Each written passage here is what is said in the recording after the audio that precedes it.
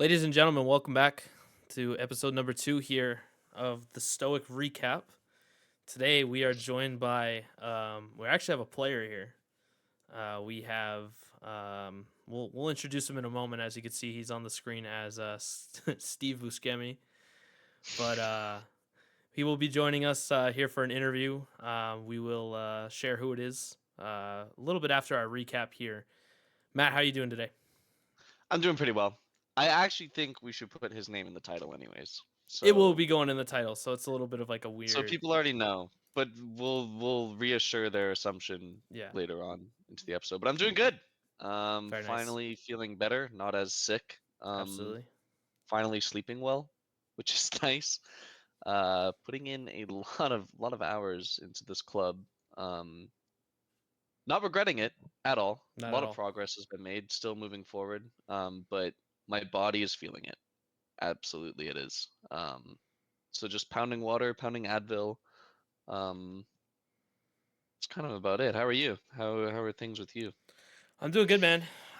You saw the tweet that I put out last night. I was on my little 5 a.m. Just finished casting the NA team there, and yeah, man, we've put basically doing the math out kind of roughly. We put over 200 hours into this thing in about 3 weeks. Part of that time before Matt came to Spain, he was still working full time, and also dealing with this like the situations that would come up, which was very honorable there, Matt. And then for me, I worked so hard, my computer finally gave out.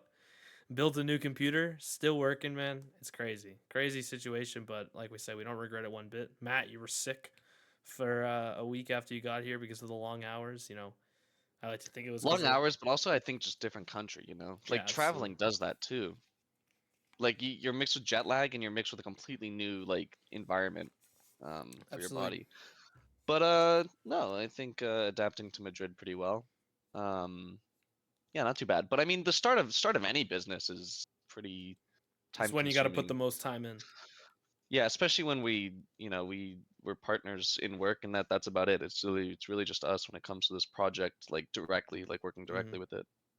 Obviously we have our partner in, outsourcing otherwise, but when it comes to like directly everything, like we've been doing, the casting for all of our teams, the socials for all of our teams, the graphics for all of our team, minus our league team that has their awesome banners from my good friend Kim, who did them up. So shout out to Kim. She did an Hmm. amazing job. Go check out our league team's Twitter, which we will be getting into later on as well, about a little preview of that announcement. So Yeah, actually, if you want to get started right into that one, yes, because I'm dying to talk about it yeah. So because we we are finally made no it longer official. we are no longer a CS2 only plagued club. We officially have our second game, League of Legends, which is why I'm so excited because that's my title. That's my game passion is League. Definitely not CS2. You're getting there though. However, I have had a blast watching and casting CS2 with our teams directly. So, but yeah, League. We found this team through a connection, actually through one of our CS2 players. Is friends with one of these guys, but we obviously weren't going to pull the trigger very fast. We wanted to really get to know them. We wanted them to especially get to know us, as we do with all of our CS teams and players. It's important to us as a club that we're personable with everyone that we either hire to work alongside us or play for us. So yeah, it was a probably about like a 2+ week process Hmm. with this team, figuring out contracts, roster, just timing of everything, So they are a good group of guys. I've gotten to know them really personally. Aiden's got to know them a little bit in a call and what have you. But really fun, really fun group. They've been friends for years, and they are. You could say they're pretty good at league as well, which is a plus. But yeah, they've been together for a couple of years, which is important to us for stability, but also um, just performance-wise. Like they just perform. They're known in the community. They are going to be playing in Prime League, representing Club Stoic, and I'm just excited for it to start. Uh, but yeah, quick roster rundown. You have XYZ as our top laner, iPaw as the jungler, solely in mid, with Header being the substitute, who's mainly mid but can kind of play everywhere. So shout out to a wild card Header, and utility man Header. And then you have Apex or Bosscock as ADC, Aiden's favorite one. Um, That's and an then incredible IGN, man. Denner as our support. But great group of guys. I'm so excited to see how they perform and promote and what have you. And I can't wait to cast them as well. We got permission from Prime League to cast, so it'll be exciting. It would be nice to have two titles and Absolutely. see what they can do. So Yeah, from my perspective, because I was, not dealing with the primary contact as I was handling everything to do with Counter Strike here. I'm really happy and with everything that's going. I mean, we were texting about it very early this morning, about the direction that we're taking with the League of Legends roster. I think it's a very strong move, and absolutely the roster is so high level, man. Like these guys are crazy, man. Cracked. These guys are cracked. So, like we're saying, a lot of people are saying that they're a lot higher division than they really are because they did have a situation previously that required them to move down a division. They did lose their slot because an org came in and just kind of took it. So yeah, I mean these guys are incredible. They really deserve to be a higher division, but we'll help them getting there, and we're very excited to have them on board. yeah, I can't state that enough. Like just to get League of Legends finally in our club. Though our club hasn't been going on for too long, but it feels like it has just because of how, like we said earlier, how much time we've dug into this program and this project. Yeah, so let's kind of get into kind of our recap here. The league roster has not played quite yet. No, first game in 2 days though, and it Yes. will be casted on Twitch TV / csdeGG is where we stream all of our main teams. So basically getting into kind of our recap from our CS2 rosters. Stoic Juvenil, we'll start off with them. They've had a tough start to the Open 10 season. They did make a roster change, as you guys saw on Twitter, moving Patu to the bench as a substitute, and then adding Balanced with a Z. But they did start off 0-2. That second match was against a very high level team that was playing in advanced. Their core roster was playing in advanced. So, can't really fault them there too much. Let's kind of see how this roster clicks together. Looking forward to a lot of talented players there, a lot of experience as well as some youth. So, the next team we'll kind of talk about here is our academy team. Massive win last night, 13-1. Um, Yeah, yeah, that was that crazy. that was quite the game to watch. Yeah, just leave it at that. They're looking good. I really like what we're seeing out of Cantella. And obviously, like we see all of our teams talking behind the scenes and stuff, and they're just a fun. They are the definition of just a group of friends that have a good time playing together, and it just shows. But the best part is that they had no idea who each other were before. Club Stoic. They Aiden put that roster together, handpicked each individual one, and just said, "You guys are playing together," and they've clicked like off the bat. So it's awesome Yeah. because that's so rare. Like that just doesn't happen. The next roster that we'll kind of talk about here is Stoic Serbia. So they did have kind of a little interesting start to the season. They had a forfeit and then an almost forfeit. But they did get the forfeit win over Nam CS2 Academy. A little bit disappointed about that one because we were really looking forward to seeing how we matched up against the new Nam roster. And then taking the victory against Input Kids, and that was, I believe, Wednesday. Was it Wednesday? Yeah, 13-9. Good solid team that they played against, and yeah. Input they're Kids was a performing very solid well. roster. Yeah. Yeah. You casted that match, correct? I streamed it. I didn't cast it because I was Okay. sick, so my voice was pretty messed up and my head was throbbing. But I was casting it. It was on our B stream. But I did watch it. We looked good. It was a nice first played match, I guess you could say, Yeah. out of Serbia. Finally getting our glimpse at them. Yeah, it was very good. We thought it was going to be because they had a player that was currently restricted because of a behavior issue in a pug match, but they did end up playing the match, so it was very good. Not Serbia, by the way. Yeah, yeah, not Not Serbia, the other the team. team they were playing Yeah, had an issue with their well, player. I guess they Our ended up players, working it out. yeah, yeah. He joined like last second, so they got a 5-on-5 matchup. So it was a clean game. Um, Next we have Stoic Mafia B. So they've only played one match. Very unfortunate.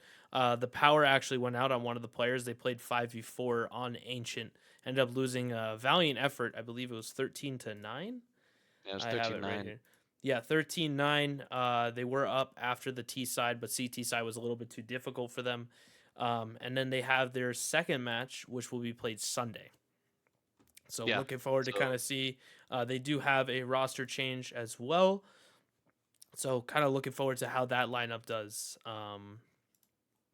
And in the future, and we'll see how they play Sunday. And then finally, what we wanted to save for last was because our player here is from Stoic Mafia. Stoic Mafia started off with a loss on Monday. It was a 16-13 in overtime. Yes, I remember this match now. A little bit unfortunate timing, in all honesty. The roster was just kind of finalized the day before. yeah. They only played one game in a tournament, which we will also be speaking about as well. And on Sunday, and then kind of played the match Monday, so a little bit difficult. And then Wednesday, playing against. I'm not even gonna say the team name because I don't want to give them any type of airtime after that performance from them in the chat and in the match. We'll But just sum it up as the other team was not very sportsmanlike, correct. and it wasn't appreciated. So we'll just leave it at that. Yeah, 13-7, easy. Would have been a lot better, but they did perform very well. So it was a very good performance, and yeah. If we want to kind of get into who we have here now, obviously you've already seen in the YouTube title, but we have Chaquen, yeah, as I pronounce your Yeah, IGN, it's Chaquen. Chaquen, Chaquen. Chrystian Kale Zapata Tabares. Close enough, man. This is what did you say? It was close enough. It was a good try. Yeah. Well, How do you would want to yeah. say it properly for everyone? It's Chrystian Kale Zapata Tabares. I'm pretty sure that's what Aiden said. You know. That's pretty. Yeah. It's pretty close. I put the Zapata on, but Zapata. But also known as in game as time. Yeah. Which is Chaquen or easiest for time. everyone. Yeah. Yep. So here we have our brand new IGL taking over for the Thanks. role. And so far, I think we've had a couple of pracs. We've had one match with you as IGL, correct? That is correct, yeah. Awesome. So, we're kind of gonna bring you in here, talk a little bit personally, talk a little bit about your CS career. I know you've had a very good one, and we will kind of just tell me about your situation here. You're born in the U.S., but you live in Poland. Colombian family. So just kind of get into this for us a little bit. Break it down. So, hello everyone. Yes, I was born in the United States. My father is Colombian, but my mother is Polish actually, even though she was raised in America. So that's why it looks kind of this awkward. That's where it all comes from. Very nice. That's pretty So much did it. Did your parents meet in America then? Yes, they met in New York, I believe. How long did you live in America before you did you move from the States to Poland? That is correct, yeah. How long did you live in the States? About 14 years. Oh wow. Nice. Okay. Give or take. Nice. So you've been in Poland for how many years now then? 13. Wow. Okay. So you're split. You're Arnold Palmer. You're half and half. Pretty much, yeah. I'm kind of like a mud at this point. So growing up with I know we were talking earlier, but you speak Polish, which is a very difficult language. Did you know that prior to you going to Poland with having the Polish? No, I didn't. They just Wow. threw me in school and they said, "Good luck, have fun." So were you raised English, or did you learn any like Spanish or anything from your dad? Or I was raised in English. I know Spanish, but barely. But that is my own fault for not trying to get deeper into the language. Hmm. Um, and when it comes to Polish, I knew certain Polish words, but that's the extent of my knowledge on the language. And my situation was more like they threw me in school. Good luck, have fun. You either swim or you drown. There you go. And How's but your Polish now? it's fluent now. Oh, okay. Just But making sure. then it was pretty much the limit of my vocabulary was I don't understand and hello. You can That's a get good around like start. that. I Yeah, think yeah, that's I think that's everyone's start. yeah.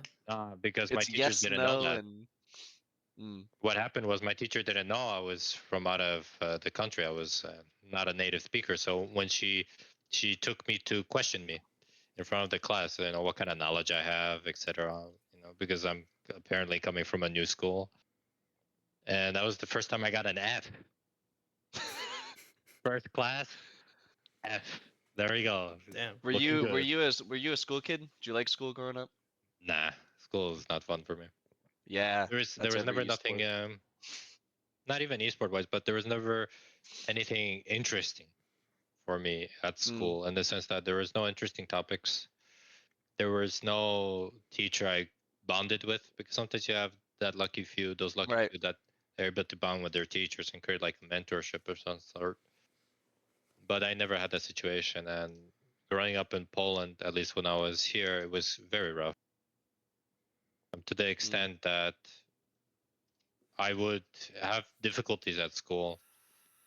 And most of my difficulties when they tried to explain it to my parents was not me having a difficult time trying to adjust or learn the language. It was just I'm being lazy. So yeah. you would get Fs, you would fail because you're having difficulties comprehending the language. It's not an English language, right? Nah, you're just lazy. You're not trying. So then that's when I was like, okay, I'll do the bare minimum.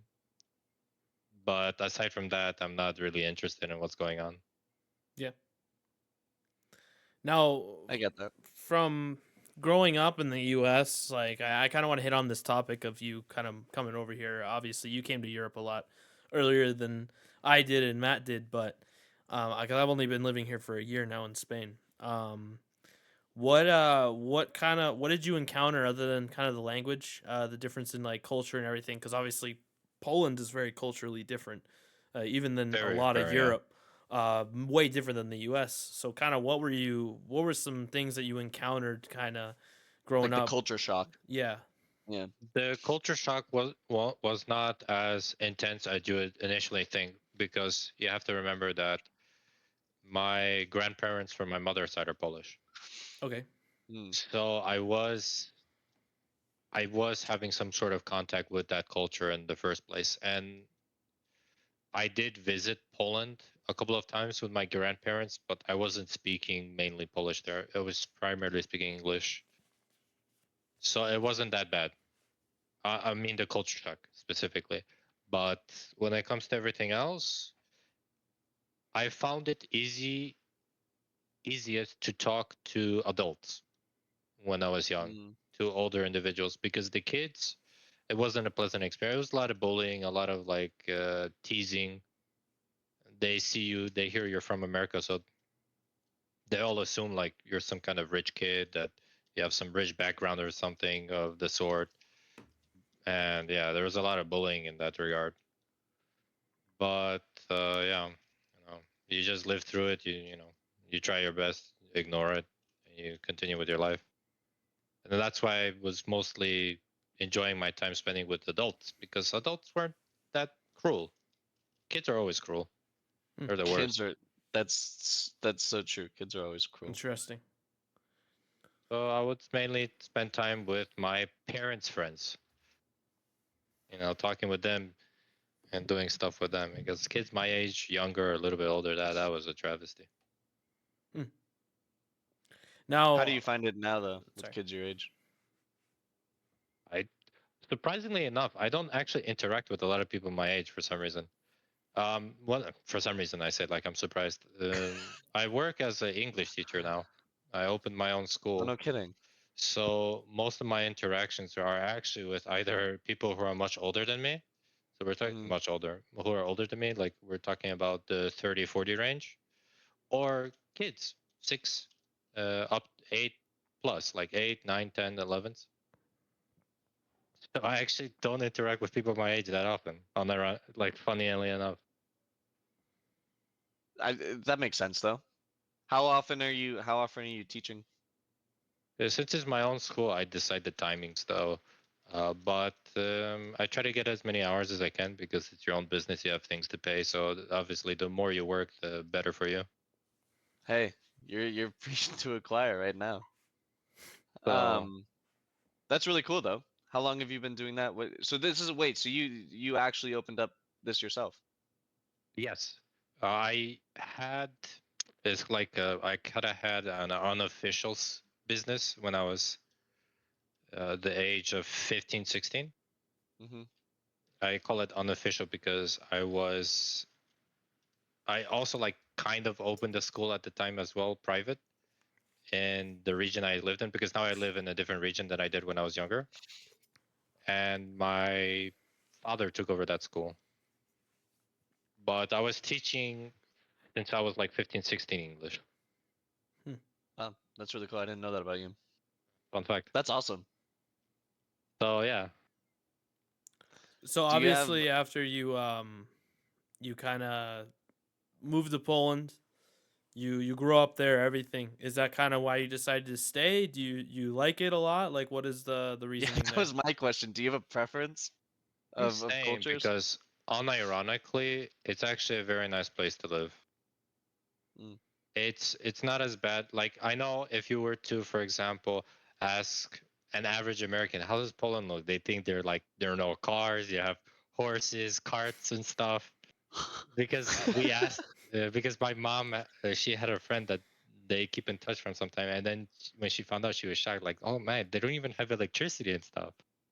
So it's, for some reason, a lot of people who don't travel are very naive Mm. in the way they perceive it. But Poland itself is actually very comfortable to live here. And even though I had those difficulties when I was growing up, the difficulties was only with kids my age or a Mm. little bit younger. The difficulty was never with living in a sense. Living was always very comfortable for me. If when I was still living in the States, my parents, I wouldn't see them often actually. They would be busy working because you got that American drive, you know. Hmm. You got to work hard, make a lot of money. You live for work in America, actually. You live for Yeah. work, and in Poland, Yeah. you work. You work because you have to work, but you don't have to have your entire life catered or centralized for working. You Hmm. can actually, surprisingly enough, have a life outside of work. Yeah, So you that kind of was you kind of work you work to live. You do like the opposite. exactly. And here, Yeah. you want to live, you can work. Go ahead, no problem. But and that was the Hmm. biggest shock for me. Not even the culture shock wasn't the biggest thing for me, but the biggest thing was that shock that I can actually see my parents every day. Surprisingly enough. Yeah. So, is there another before we kind of get into the your Counter Strike side? Is there another like of all the places you've been in Europe here or around the world? Is there another place that you would also consider living, or is really just Poland? I would consider living also in what is it called, Iceland. Hmm. Why It's also Iceland? It's I gorgeous there, but why it's Iceland? gorgeous, and I know a lot of people from Iceland, and it's just very chill. Mm. The people are not hostile, or at least weren't towards me. Like when I first came here, like damn, bro, chill. You visited There Iceland? were once only, and I loved it. The Mm. people are very relaxed, and even the government are like, you know, if you marry an Icelandic girl, you know, here's some money, stay, please. So like, it always looked like a nice country Is to that go is that and your visit. goal to find an Icelandic girl? No, I already got one. Oh, Don't worry about me, I got one. Icelandic? No, Polish. Oh, okay. Does she also want to go to Iceland? Yes, Okay. visit for sure. Visit for sure. It's Mm. in the plans, but we'll see about living because living in Poland is actually very comfortable. Mm. I've been Yeah, I've to.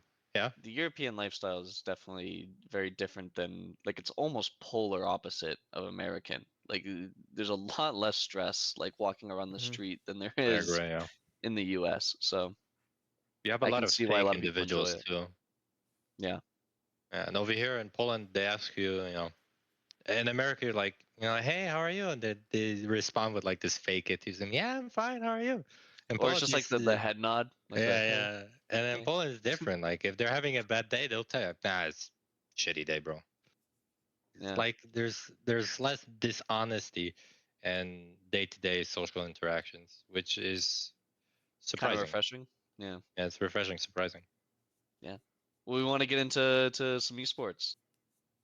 Yeah, sure. What got you into gaming? What was like your Call start? of Duty Modern Warfare 4. All The Call of right. Duty 4 Modern Warfare. Sorry, my bad. Mm. That got me into gaming. So when Call of Duty first came out, the reason why I got into competitive gaming in general is because I played a tournament. I played for a clan in Call of Duty back in the day, and since I was in Poland at the time, and the clan was American based, I actually had to stay up till like 2, 3 in the morning to play. Insane, bro! Insane dedication. And The internet must have been a problem. No. it wasn't as bad as you would think, Huh. to be fair. Like I was still able Especially back to then, that's play. kind of Yeah, it's incredible. because Modern Warfare 4 was what year? Like 2011, I don't 10? remember this time, man. It was early, no? It was like early. It was like 2009 was 2012, I Modern think. Warfare 2. So I think the World at War would have been 08. 2007. Yeah, I was gonna say 2007. 07. There you Yeah. go. Yeah. Jeez. So that's the one that got me into competitive gaming. Yeah. We played that tournament, and that was the first time I won a cash reward from an event. We got first place. I can't remember the event though. We got Mm. first place, and I got $250. Wow. Hey, You were that'll hook you hooked. when you're young. Yeah. Yeah. When you're And I young, was 250 is kind of like a lot. yeah, it was like Even 250 now, times 250 is a 4. lot. It That's was true. Yeah. oh, actually, sorry, it's 250 times 5 at the time. The currency exchange. It's a lot of money for a kid. Yeah. But of course, I Yeah. didn't have my own bank account. My parents had to pick it up. Unlucky. Now, Unlucky. So Parent interest. when did you get into Counter Strike? after Dota. So my Oh, so you history had like a goes for transition. I Yeah. had many transitions. It was first Call of Duty, Uh-huh. then I transitioned into League of Legends. Yeah. From League of Legends, we went into Dota Mm. because I got into League of Legends because of my friend. Then I was playing, and I was playing rather competitively. The last team I played for was called Nordic Alliance, and we were like Division 3 at the time, if I recall correctly. So we were actually pretty good. I was I was playing top slash jungle. Yeah, Aiden and I tried playing Dota 2 once. I think that was The most one of the confusing game. worst Yeah. gaming experience I've ever had, just because I had no like, and like, don't get me wrong, we were like grinding League of Legends at the time, so we were just like, obviously the transition from Dota to League is a lot easier than League to Dota. Yeah. However, we didn't know it would be that confusing. We had no idea what was going on at all, ever. Like in that game, that was the most I actually confusing preferred it. time. I actually Yeah, how preferred was your Dota over League. transition? Because yeah, No, because we did the I same was thing. never, let's say, Dota was never fresh, was never new to me Mm-hmm. because I was playing OG Dota, which was the Warcraft 3 mod. And I Not was Dota playing that when I was 2. playing League of Legends, and then they I decided see. to create League of Legends. Okay. And I was like, shit, let me see how Dota 2 looks, and it was actually very enjoyable. So you're I a Dota over League person. Oh yeah, and the reason why is because I feel like League of Legends is a little bit too bloated. I feel like the time to kill is way too quick. Like it's very Mhm. snowbally. When I remember correctly, maybe it's different now. I cannot say, Nope. but when I It's was actually gotten even quicker. yeah, and then it was very snowbally to the extent that if you lost your top lane heavily, then essentially it could be a GG because he would get so fed that he could just one-shot your entire team if you made one little mistake. And I really hated that aspect about League because there's no incentive for you like to keep trying when you're behind. Let's put it like that. Obviously, the best teams in the world, they try their best, and they can make comebacks sometimes. But for me, it was absurd. I think would be the best word to use. It's absurd that items can dictate so much of your game to the extent that essentially all you need to do is buy 2 items and then you just one shot everyone. There you go. Well, GG. And what brought me into Dota was the fact that there is more things you have to pay attention to. So like the minion denying, your tower denials, you can deny your own teammates. You have to pay more attention to your CS. You lose gold if you die. The game was for me more complex, if it made Like sense. tactical in a sense. Like more complex tactically, exactly. Mm. And that's the thing that got me into it originally. So, and then once I played League, I transitioned to Dota, and from Dota, I was playing position 4 to 5. Position 4 or 5 is like support in League, but also calling. Because in Dota, your support at the time, at least, your support was your main caller. Now in Okay, League, I so would you were assume shot it's your calling. jungle. Yeah. I assume now in League is your jungler to some extent is the main one. Yeah, it's a mix between usually support and jungle for a lot of teams, but some teams like it usually is just whoever steps up in that aspect for them. Like it works different, but like general rule is like jungle support are the two that are controlling the map for everyone. All right, so it stayed the same relatively. Yeah. So what got you into CS then? Because you said from Dota to you went to CS. My friend, because Okay. back when I was playing Dota, I was playing tournaments. I was in a team. We were playing competitively. I was playing that position 4 5. I already attended 2 LANs in Dota. We did pretty well in those LANs. But what got me into CS is that originally I didn't like CS or the concept of CS. I was like, people are just walking around shooting each other. Like, well, very surprising. Like, where's the tactics? Where's the complications? Because I came from Dota. I like things that are complicated, right? I Yeah, like all but the okay, strategies. but you started with Call of Duty. Let's just be clear. Okay? Yes, You started I with Call of did. Duty where all you do is go around and shoot people. And I'm saying that No, as no, an you had ex-COD search pro. and So, destroy. Excuse me, you had search and destroy. hey, I was an S&D star. I'm just saying, same Yeah, search and concept. destroy. I was opping, or sorry, I was sniping. I was the main sniper for my team at the time. Imagine having like 90 ping and you're opping, bro. Crazy. Insane. Hmm. No, yeah, you're right. It was less complicated for sure, Hmm. but League of Legends. If you look at the level or the growth that I had, it was like I played Call of Duty, which was the least complex game there. Right. Then I played League of Legends, which is more complicated than Call of Duty. Call of Duty. Then I transitioned into Dota, which is much more complicated than League of Legends. And then Yep. I transitioned finally to Counter Strike, which was just like at the time it was like a little bit less complex, but the complexity is also different Hmm. because the core of the game is different. And Yeah. in Dota, when you're the shot caller, you're talking all the time. I would Hmm. assume the same for League of Legends. You're talking all the time, no Yeah. breaks, bro.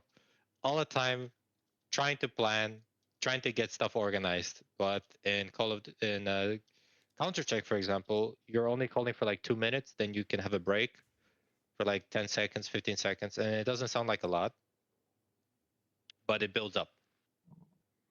The longest game I played in Dota, for example, was 2 hours and 35 minutes. Yeah, because Dota games, like, on average are, like, at least, like, 40 minutes, no? Oh my god. Yeah, Like, they're long. they are long, and the reason Yeah. that game was so long, that game was at a LAN too. It was just the we couldn't find no one could find an advantage on someone else. As soon as we got an advantage here, they took an advantage there, so it evened out. So that's why that game was that long. And imagine I'm calling nonstop for 2.5 hours. I was dead tired after that. I didn't We want to could talk to never. anyone. I did not want to speak to anyone. That's crazy. Well, League, I just watched a documentary on like some of esports like longest recorded games, and League's was like an hour and a half, and then Dota's was like over 3 hours, like coming up on like four or something. and the casters were like trying to entertain it the entire time as Yeah, well. I know the game you're talking about. Yeah, the casters wanted to even Yeah. it to end because it was too long. Yeah, everyone just wanted it to end. Even the players, I think the players were all chatting to each other saying, "Yo, let's just 1v1 for the victory. Like let's just Yeah. like hour 3." Yeah, What was it about Counter-Strike that kind of got you like hooked to get out hooked. of the Yeah. MOBA games and go back to So the whilst I FPS? was Walk playing, around, shoot people games. I was just playing for fun at the time with my friend. I didn't like the game. It was just all about shooting. It was a very simplistic game, and me coming from League of Legends and then Dota, where I was the caller in both, I prefer to have something to call, right? Because back then in CS, if we have to go like to OG CS, you didn't really, it wasn't super complex games, right? You smoke here, then you just have guys pushing, and that's the way you play the game. And then I was watching some professional games at the time, and I was like, you can actually do some pretty interesting things here, like with your setups, your positionings. Okay, let me try getting into a team and let me see how that looks.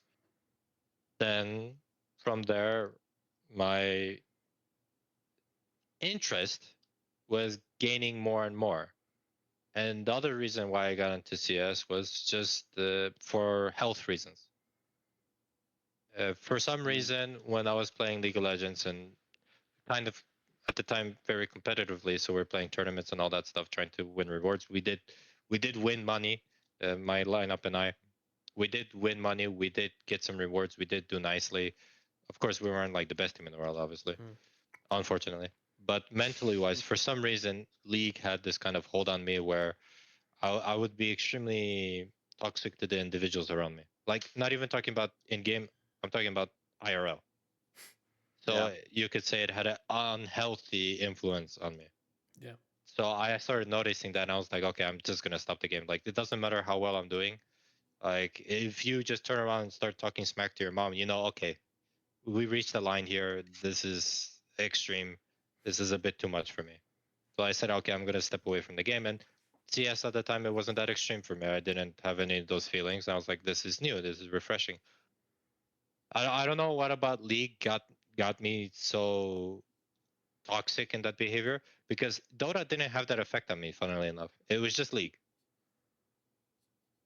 It can be a pretty frustrating game at a lot of times. I feel like it has to be a part of the culture as well. You see a lot of the way a lot of these streamers and players in general behave. It's nothing like any other game that's out there at the moment. Yeah, Yeah. people like just don't act like people, when talking to others in that game. It's something like it has its own language. I don't Yeah. get it. Then I transitioned and I stuck. Nice. I started out as an opper, funnily enough. And then after playing a bit in some lineups and some teams, maybe not the highest quality of teams, but there are teams nonetheless. I was slowly getting better. I realized that there weren't that many good callers. So I was like, okay, I'm gonna take this challenge. Let's see how different it is compared to League of Legends and Dota. I accept the challenge, and that's how I got into IGLing. Yeah, so walk, because I obviously don't know a lot, when it comes to CS2, especially like in game with the tactics and stuff, because I'm not from the game, and some of our viewers aren't either. Talk us through like an IGL, like in a game, like what's going through your head? What are you saying to your teammates? Like what stuff that's happening that's so important for an IGL in CS? So if you know nothing about TS and IGL and all that stuff, you have to realize that IGLing in CS, you're playing two games. You're playing the 5v5 as you were, right? Five guys versus 5 times, you're a team, but you're also playing an entirely separate game where it's only you versus someone else, a 1v1. And that's you versus the other IGL. Because the higher levels you go, you can only prepare strats and everything so much. The higher level you go to, the more it becomes, okay, he's gonna call this, or like I know he's gonna call this round, so I'm gonna adjust this tactic. Let's do this. Let's hit this. Let's do that. Right. That's So it actually becomes more that's like actually a really predicting. cool way to think about it. I didn't even think about it like that. Of like it's you versus that guy as well. Like that strat. It's like quarterback versus quarterback.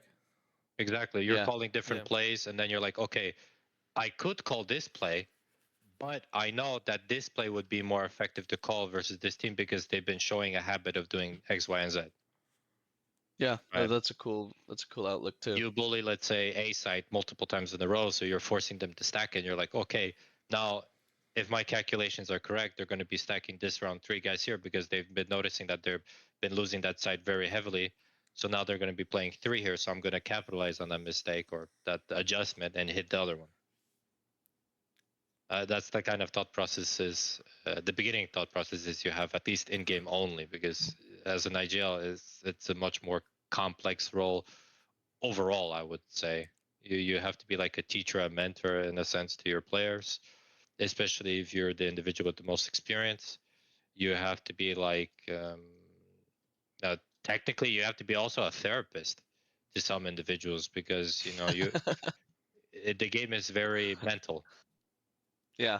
If one of your players isn't performing well, it could be that he's just having a bad game, or it could be that he's mentally just not there and he doesn't know how to fix it.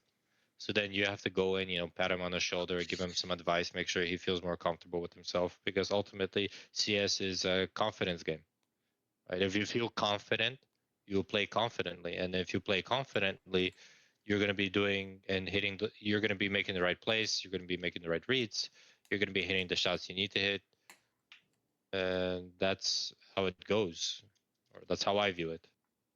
So I do want to kind of add a question here that we actually, when we were in the interview process with you, that you had spoken to us about. So, you mentioned that the lack of IGLs. There's a big shortage of IGLs in the CS scene right now.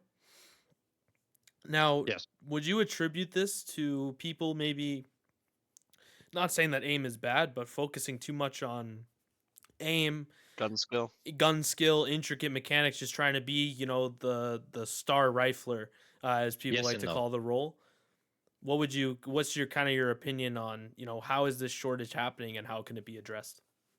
So yes, aim is very important for a lot of individuals. Take into consideration when we're talking about best players of all time. Yeah.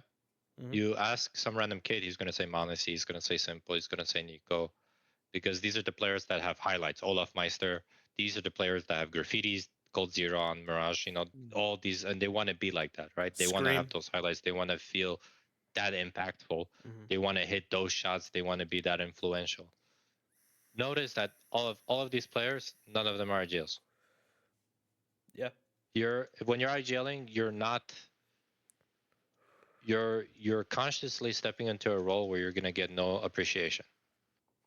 Mm. Now you have very rare cases, but these cases are very fickle. Let's say Kerrigan, GOAT IGL, bro. Whenever he joins a lineup, this lineup instantly becomes competitive. You can even look at old mouse sports when he was Mhm. with Frozen, Woxic, and Robs, like that. Chris J, that lineup before then, you're like, yes, it's okay. But as soon as Kerrigan joined, suddenly they're making finals and they're doing all this. So this guy is an amazing IGL, amazing person, leader. You have to be. But you don't talk about them, right? Kerrigan, if he frags out, it's like a 1.1 KD game, right? Yeah. He doesn't do anything that's outstanding. All of his work is before the game and the calling and reading, but you don't see it. So I think personally that's one of the reasons why people are not getting into calling. The second reason, who wants to call? Like, let's be honest. You call and face it, people are just gonna cuss you out if they don't want to listen to you. They're gonna ignore you. They're gonna do their own Mhm. thing, right? You're gonna waste time calling for someone who is not interested in what you have to say, your reads or whatever. No, you're not gonna be too interested in that. You're gonna be demotivated to do so. So okay, that's another reason. The third reason, look how the game is currently being pushed. Right, the most biggest change from CS2 to CS:GO. The biggest change, the amount of rounds that you have to play. We're like Valorant essentially, where it's up to 13, yeah, Mhm. because in Mm. Valo it's the same. And what has that done? That has done that change. A lot of people don't notice, But what that change has done, it actually has immensely damaged the role of IGLing. Because back when it was BO16, you had rounds to be flexible. You lost this round. Okay, so now I'm going to call this strat. I'm going to call this strat so I can set up for this strat so we can win using this strat. Because this is also IGLing. This is also calling. You're calling this strat not because you think it would work. You're hoping it works, but the main reason you're setting up this play is because you're setting the enemies to expect this so you can do that for the next play. Because the next play will be the more important play than this play. Hmm. So you're essentially manipulating your opponents to be ready for something entirely different. Now we have less rounds. We have less rounds. We have less done rounds. So now the game is more catered towards kids fragging out. Who cares about IGLing, bro? When the game's finished so quickly, who cares about creating good teams, good operations? When all you need is that one kid, that one crazy Russian kid, to just instantly tap heads and you win games. Mm-hmm. They're taking away the tactical element of CS, which is extremely painful to see, in my opinion. The game is becoming more and more catered for like run, shoot, and there you go. To the point that, in all honesty, you don't need IGLs in your team anymore. Really, you can get to a very high level, and you don't. I can give a good example of even the professional team, G2. Like Snacks, he's not a great IGL, but he's a decent caller, and he can get kills supposedly, right? So that's why they picked him up, and the entire G2 lineup is just people who can get kills. Yeah. Yeah, you know what? We're losing that tactical element to CS because I remember when I was playing Go, because I took a little bit of a break from CS. Obviously, I'm not high level by any means, but when I moved here, I didn't have the means to play CS2 because my laptop couldn't really run it. But when I was playing Go, I mean, think about it. You give up 8 rounds on first half. That it's 8-7, and now if you give up 8 rounds, it's 8-4. The other team needs to win Huge pistol round, difference. and then they can guarantee almost the second round. So if you win pistol second half after putting up 8 rounds, you almost guarantee the win. You're on 10 rounds, Yeah, and the other team's on 4. which means there's less value in IGLing Yeah, now. Who cares if you have this kind of like mastermind that's creating great lineups or great strats? Yeah, who cares that he's preparing his players extremely well um, before the games even start, like tactically wise, right?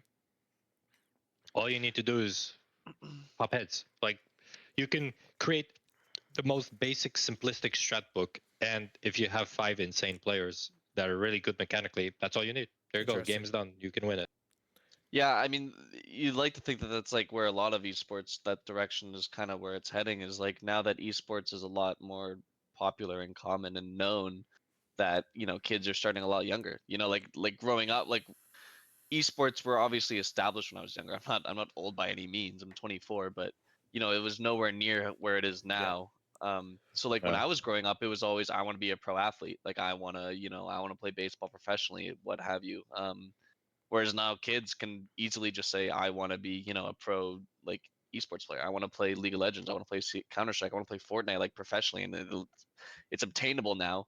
So like, I feel like a lot of esports are heading in the direction of just crazy young talent that like just outperforms, you know, the the people our age. That we're still we're still young by every means, but we're not a 14-year-old that just pops off every game because they're just crazy mechanically and young. I mean, you can look at Um, also the differences too. There's been a big shift in kind of like when we were 13, 14, 15 years old, like, and we were you have an good. alarm going off, Aiden? Yeah, it's a stopwatch. Sorry. We have a when you're 13, 14, 15 years old, when we were growing up, the players at that level are a much different level than the 13, 14, 15 year olds now. These guys are almost pros. The 14, 15 year olds at the I mean, they're just super high waiting to hit elo. the age. Back then, we didn't have players like that. It was maybe one or two Mm. players. But when I was on meetings with some people, they're talking about Ukrainian 13-year-olds that have like 25K hours in the game. That didn't exist back when we were that, I mean, the game wasn't out for that long, but that was like that exists now. It doesn't exist. It didn't exist back Yeah. then. But it also makes it less impressive, if that makes sense, because you're now bloating the skill level to the point where back in the day, if you saw a 13-year-old, 14-year-old that had insane mechanics, you were blown. Like you're like, holy shit, this guy is great. He's like, he has a future. Nowadays, it's like, whatever. Well, do you I don't. think You see that this every like day. do you think it's ever going to hit a peak, or do you think like you look at like Olympic athletes, right? They're still breaking records every year. Like they're Yeah, continuing to get better, and they're still getting younger with their talent too. Like it could hit a peak because with the way Valve is now pushing towards CS and the way they're making changes, they want it to be no brain, just shooter. And if you're at the highest level, like mm, if you're mechanically, you're like 13, 14 year old, right? And all the only thing you have is aim because that's the only thing that's going for you. You're this is fantastic news. Like you're elated. Like I don't actually need a brain to play this game. I can just go in and do stuff. Well, and if you went back, it wasn't just about your mechanics. Your mechanics, of course, important, but when we talk about the greatest teams of all times, like first thing in your mind is Australis. Why? Because they redefined how strats work, the meta, nades, utility usage. They had yeah, insane players too. They had Device, which was one of the like top three or top four of all time for sure, and he was extremely impressive because he was consistent with his performances. Like he was consistently good. But they hmm changed the meta, they changed the way you define CS. You play CS, sorry. But now, like you have teams who are in the top teams, right? Out of all of those teams, who's doing anything impressive? No one. You have teams that, oh, that's a nice strat, oh, that's a nice execute. But most of the teams right now is just like popping heads, like whoever plays good, whoever shoots better. Look at the lineups. Lineups are mainly focused on beast players. Mm-hmm. If we take a look at G2, I'm using G2 as an example a lot today. Who do you have? You have Malbs. He's shown to be a really great mechanical player. You have Nico. Nico is essentially one of the best players of all times. You have Manesi, who's growing up to be like someone to be reckoned with, and then you have Hunter, which Hunter is in a dip now, but before that dip, he was viewed as an extremely great mechanical player. And then the only bad player out of those five right now that you have is Snacks, right? And Snacks has to be like the support. He has to like clean up. He has to do everything. It's underwhelming for me. Like Mm-hmm. I don't personally like the direction that things are going. Like don't get me wrong. Like what the mechanical skills of these kids, okay, sure, it's impressive, but what drew me into the game was the tactical versatility, the strats, the mind games that you can do, like the coordination that you pop a sight, you have a flash popping 0.2 seconds before you push the sight, and this angle specifically is clear, and that's what brought me into the game. Not I can run around and hit heads. That's boring. That's the reason why I got out of Call of yeah, Duty in the first place. It's boring. yeah. Now, I can understand that frustration. do you feel that there is still a, could there be another shift in kind of taking this tactical approach versus the like technical approach, or is it? Or even just like a third thing in general that's not just shooter or tactical. Like there's just some third, Yeah. strategy or gameplay that no one's really dug into yet. Like, is this just a meta going on right now, or do you think it's the reality It's of not the a game? it's not a meta problem. I don't think. I Okay. think it's a So you game problem at this like the point future. because Mm. I think from not even I think I've been. You just look at what Valve has been doing. They they did one fantastic change where they made you can interact with the smokes and they made the smokes more impactful in the sense that they're larger. No one-way smokes. One-way smokes were annoying as hell, but the one way wasn't a feature, it was more of a bug, which everyone was like, yeah, sure, it's a feature now, right? It's basically, it was lazy from Valve, but they didn't feel like fixing it. All right, but they fixed Mm-hmm. the new smokes, right? New smokes amazing. I was really hyped with the new smokes and the removal of skyboxes, because you can basically do an entire B execute from spawn on T side on Dust 2 as an example, right? I was really hyped, but then I saw they're removing the amount of rounds. Okay, so what this shows, the direction that they've been showing, especially with this Armory DLC too, they are not interested in making this game more tactical. Okay. They're not interested by a design aspect. They want the game to be fast paced. They want it to be like a la more tactical of Call of Duty, if that makes sense, without all the annoying ass sliding. Do you think it's like for a viewership aspect, like that it's more exciting to watch faster Yeah. pace? Okay. So Yeah, I you, think so. what's like? Do you think they have to revert like round count? Like, what do you think would help kind of guide it back into a more like tactical, strategic game? Honestly, as weird as it sounds, all they needed to do is not touch the best of 16. Mm. If they kept the amount of rounds, but they did the same smoke changes, they nerfed the op because, yeah, yeah.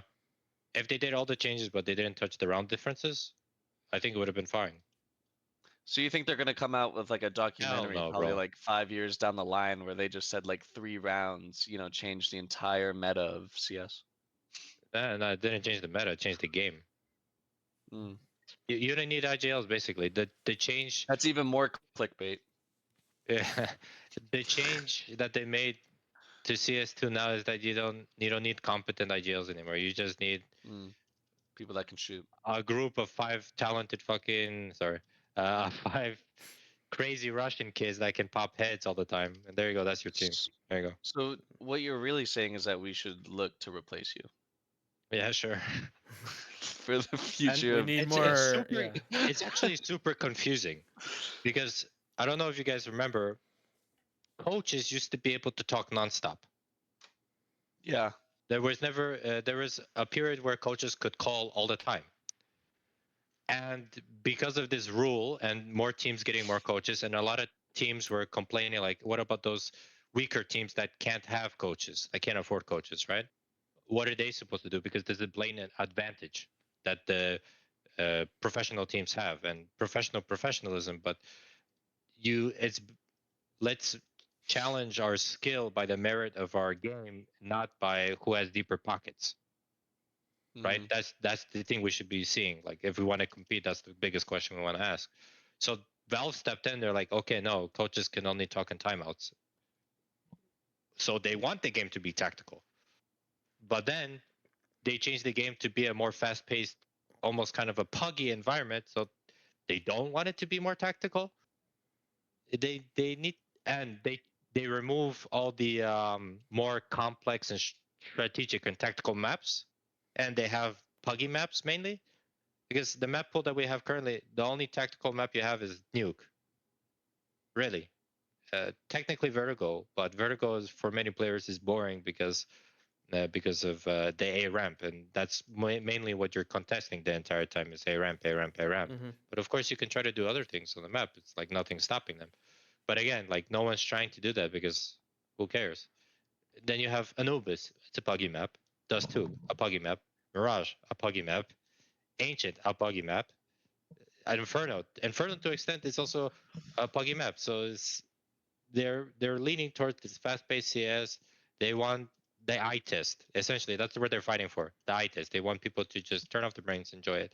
Whoa, what a sick execute. Anyway, look at Modesty getting a 3K. Mm. Yeah. They can't make up their mind, but it's apparent to me that the way they're trying to move the game now, they wanted to make like a more tactical Call of Duty, if that makes sense. Mm-hmm. Yeah, one of the things also, I don't know if this is something that has kind of changed with this 13 round win, but I'm noticing that force rounds are so much more I guess prominent. Like teams would almost rather double force and take the risk than just have a save Having to round. drop that extra round. Yeah, Yeah. exactly. Just taking a save Oh, round, automatically losing, and then the next round you can buy. They'd rather almost at least contest 2 rounds because 2 rounds is huge. 2 rounds is huge. I mean, I'm still more of the mentality I prefer to save because I prefer to have more utility and more flexibility. But Yeah. you're right. Like 80 to 90% of the calls at that point is like, okay, no, we double force. Fuck it. We have you. All you need to do is get one lucky, one deag or two guys with deagles, two headshots out of nowhere, and you can change the round. You can win the round, and then suddenly their economy is busted, so they have to force it. And essentially, it's a tug of war who wins the economy advantage. And Yeah. that Yeah. team who wins the economy advantage most likely will win the game. The team who wins the pistol rounds most likely will win the game. There are even statistics and percentages to it. I know HLTV did it, and they shown that the teams who usually win the first two pistol rounds, both on CT&T, usually they're winning the games. Mm-hmm. Yeah, it makes sense because if you win pistol round at this point, you can almost, if there's no bomb plant, you can guarantee 2 rounds on both halves. That's 4 rounds. You only need 9 more. Yep, that's all it. That's Yeah. it. That's the entire game right there. Interesting. Well, I think, Christian, you have a lot of interesting things to say about this. And honestly, I hadn't seen these things from this perspective. But I completely understand what you're saying. Honestly, I completely agree. You look at all the clips, like, it used to be the Virtus Plow, um, B Rush on Dust 2, and now it's like you said, Monacy getting a 3K. Look at this 4K from Simple, like everything like that. It's definitely taking some changes here. Matt, do you want to finish up with anything here? No, I loved hearing your background. Yeah. When it comes to, like, I didn't know you were even American. I just strictly thought Polish. Um, so it's cool to learn about that. And kind of what got you into esports and all that. I do have one final question because I'm gonna ask every CS player. What is your, whether you own it or not, what is your favorite skin of all time in CS? Uh, I don't know. Okay, well, you need to I come don't. up with something. It's I don't know. Not because I don't know. It's more like I don't know because I don't know any skins. I was never. Are you not a skin person? No, I was never like I have my own skins, but it's not. It's because they look nice. But um, I was never super interested in that. That's not the point that really drew me into the game. So wow, that's a nice skin. But skins are also a disadvantage. Mm. Really. Okay, so what's the favorite skin that you have then? Uh, I like a butterfly knife. Okay. I like the M9 knife, but oh, the skin that's the most appealing to me are the leather gloves, Okay, there we go. the leather wrap gloves. I always like those skins. I like those gloves. Nice. Real quick before we finish here, did you see the call that G2 made? They noticed a player with red gloves on B site and said that they're overloading B on Inferno. They said, "Oh, this is not the default player, like so and so with red gloves would never play B That's unless they were overloading, and then they rotated to A and won the round." that's what I meant by What? Yeah, yeah, skins. yeah, yeah. Skins are a tactical disadvantage now. Yeah, Wait, Of but course, Matt. if you view it that say, way. can you put that in non CS So terms? so they knew the default CT setup, and they knew who was playing what site, and after a couple rounds they learned who had what skins and stuff. And one time they went to go for a B take and they realized that a player who doesn't normally play there was wearing red gloves in the game, like really super expensive gloves. So they realized that they were doing a B overload. They were like they had 4 guys. They're like they have to have B four stack, guys yeah. B. So we're gonna rotate A. Like literally the call in the game was the guy saying like so and so's here, red gloves. Like we go A. They have an overload on B. Like after just making one contact on How B, they're long like ago go was A. that? Like this is like this That was week. pretty recent, it actually. was like Okay, it was at this there's event. Yeah, yeah, yeah. okay, so IGLs are still important. Nah, I mean that's like common sense. Yeah. Okay, If well, the I'm higher trying to help you, man. if we go to like tier 3, tier 2 CS, unironically, tier 1 CS is kind of boring now because a Mm. majority of tier 1 CS is just like who can outfrag who. Mm. The only tactical team to an extent that you have is Navi, and to a certain extent FaZe, but FaZe has been very inconsistent right now. Well, Navi's Uh, ranked #1 in the world, no? Mm-hmm. Right now, yeah, currently. because Alexi B and Blade. But if you go to tier 3 and tier 2 CS, that's where it gets really interesting. Because these Mm. guys are the ones that are grinding like couple of games, like couple of officials a day, like what 3, 4 officials a day that they're grinding nonstop, and that's where it gets interesting, where everything you need can be a tactical advantage, and Mm-hmm. that's technically why you have IGLs. Like when you go into officials, right? Everyone should have the same no logo, not just so the org can feel oh butterflies inside their stomach, but so the opponents can't be like oh anime girl is having a bad game and he's usually the B anchor. Suddenly he's on A. They're probably stanking A, right? Same with the skins. If you have different agent skins, they're gonna notice that. Mm-hmm. So you shouldn't use different agent skins. And Mm. like peak level, like if you want to go like to the very detailed micromanagement Just of no things, skins at all. you can have skins, but everyone has to have the same skins, same Yeah. gloves, same knife, same agent skin, same That'd be a AKs, flex. same N4s. Like if everyone has the same gun, then you're essentially removing all like accessories Variable. that can be Yeah. used against you, Or at least pass them around. or at As least far pass as them around. AKs, just everyone drop your AKs and spawn. Everyone take a random one.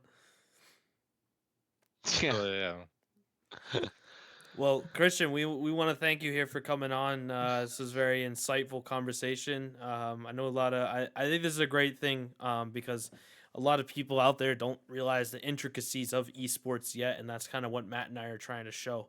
And you know your conversation about Dota, League of Legends, obviously Counter Strike, and how you feel the direction of the game is going is very important. So, man, we want to thank you so much for your No problem. insightful Yeah. conversation here. Hey, you were our first guest too. Feel Yeah. honored. You are the first Thank ever you. Stoic Recap guest. I appreciate. Well, Yeah, we guys, appreciate you, like Aiden said. yeah, we continue. Best of luck this season. Obviously, we'll be casting. We'll be supporting you. Guys, this Yeah. has been Stoic Recap, and we will have another episode coming out next week. And this has been Aiden, Matt, and Chrystian, and we're signing off. Have a good night, everybody, or a Good good night, day. guys. See ya.